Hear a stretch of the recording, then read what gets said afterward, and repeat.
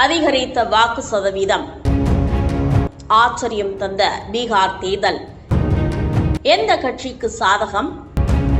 தேர்தல் என்றாலே எதிர்பார்ப்புதான். ஆனால் இந்த முறை பீகார் தேர்தல் ஒட்டுமொத்த இந்திய அரசியல் களத்தையும் ஆச்சரியப்படுத்தி இருக்கிறது.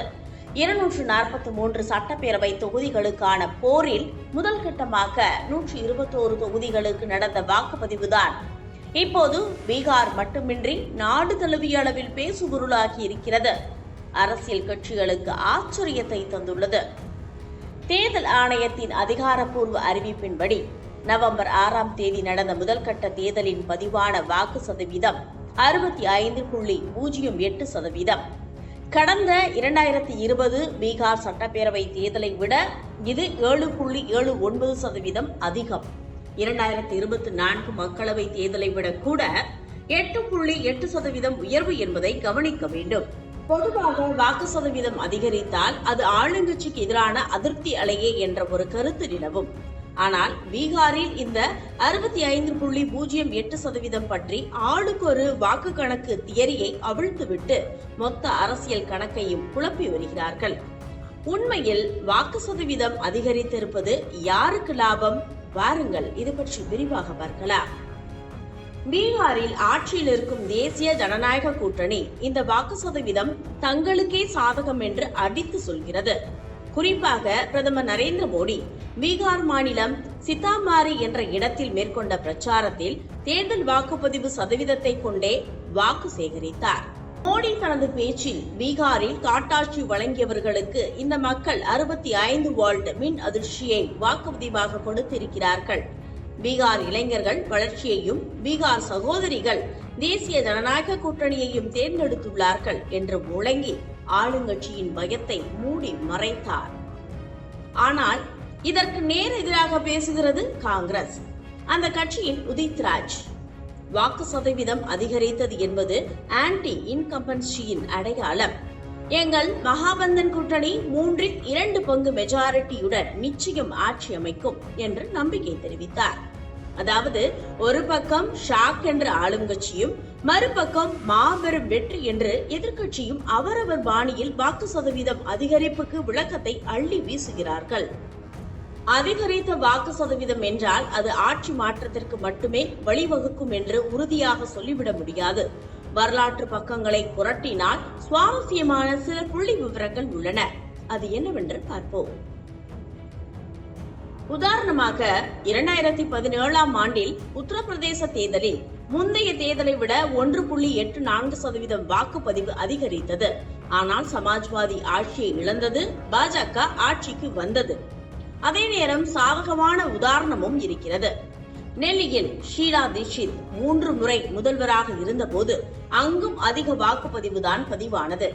மத்திய அமைச்சர் தர்மேந்திர பிரதான் மத்திய பிரதேசம் மற்றும் குஜராத்தில் அதிக வாக்குப்பதிவு இருந்தபோது ஆளுங்கட்சி மீண்டும் ஆட்சியை பிடித்ததை உதாரணம் காட்டி பேசுகிறார்.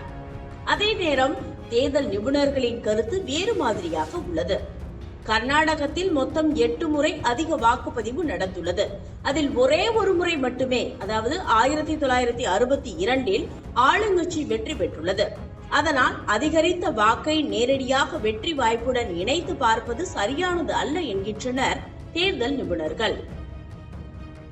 தேர்தல் யுக்தி வகுப்பாளரும் ஜன்ஸ்வராஜ் கட்சியின் தலைவருமான பிரசாந்த் கிஷோர் இந்த வாக்கு உயர்வுக்கு கொடுத்திருக்கும் விளக்கம் எல்லோரையும் உற்று நோக்க வைத்திருக்கிறது. நாட்டின் அரசியல் வரலாற்றில் பீகாரில் இவ்வளவு அதிக வாக்குப்பதிவு நடக்கும் என்று யாரும் கணிக்கவில்லை. இது பீகாரில் மாற்றம் நிச்சயமாக வரும் என்பதை காட்டுகிறது. பீகாரின் 60%த்திற்கும் அதிகமான மக்கள் மாற்றத்தை விரும்புகிறார்கள் என்று அதிரடியாக கூறியுள்ளார். அதாவது வாக்காளர்கள் மத்தியில் மாற்று இல்லை என்ற எண்ணம் இப்போது மாறி ஒரு மாற்றத்தை நோக்கி திரண்டு வந்திருக்கிறார்கள் என்கிறார் பிரசாந்த் கிஷோர். அரசியல் கட்சிகள் ஆளுக்கு ஒரு கணக்கு சொன்னாலும் தேர்தல் ஆணையமும் நிபுணர்களும் இந்த திடீர் உயர்வுக்கு ஒரு உண்மையான காரணத்தை சுட்டிக்காட்டுகிறார்கள். அதுதான் தேர்தல் ஆணையத்தின் வாக்காளர் சிறப்பு தீவிர திருத்தம், அதாவது SIR தான் காரணம் என்று சொல்கிறார்கள். தேர்தல் ஆணையம் மேற்கொண்ட வாக்காளர் சிறப்பு தீவிர திருத்தம் காரணமாக வாக்காளர் பட்டியலில் உள்ள போலி பெயர்கள், இறந்தவர்கள், இடம்பெயர்ந்தவர்கள் என லட்சக்கணக்கான பெயர்கள் நீக்கப்பட்டுள்ளன. தகுதியற்றவர்கள் நீக்கப்பட்டு தகுதியானவர்கள் வாக்களித்திருப்பதால் மொத்த சதவீதம் உயர்ந்துள்ளது. தேர்தல் நிபுணர்கள் கூற்றுப்படி வாக்களிக்க தகுதியுடையவர்களின் எண்ணிக்கை குறைந்ததால் வாக்குப்பதிவு சதவீதம் அதிகரித்துள்ளது.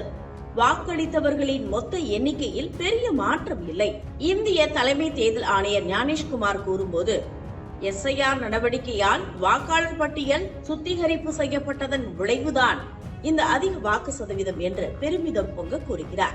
சி-மோட்டார் நிறுவனர் யஷ்வந்த் தேஷ்முக், பீகார் எஸ்ஐஆர் நடவடிக்கையால் குறைந்தது 10% போலி வாக்காளர்கள் நீக்கப்பட்டனர். அதனால்தான் வாக்கு சதவீதம் ரீதியாகவும் எண்ணிக்கை ரீதியாகவும் வரலாறு படைத்துள்ளது என்கிறார். சுருக்கமாக சொன்னால் பீகாரின் 65.08% என்பது வெறும் எண்ணல்ல. இது ஆளுங்கட்சியின் மீதுள்ள அதிருப்தியா, அல்லது வாக்காளரின் ஜனநாயக ஈடுபாட்டின் உயர்வா, அல்லது வாக்காளர் பட்டியலை சுத்திகரித்ததன் விளைவா? இந்த மர்ம முடிச்சை அவிழ்க்க அடுத்த கட்ட தேர்தல் வாக்குப்பதிவு வரை காத்திருக்க வேண்டும் என்கின்றனர் அரசியல் நிபுணர்கள்.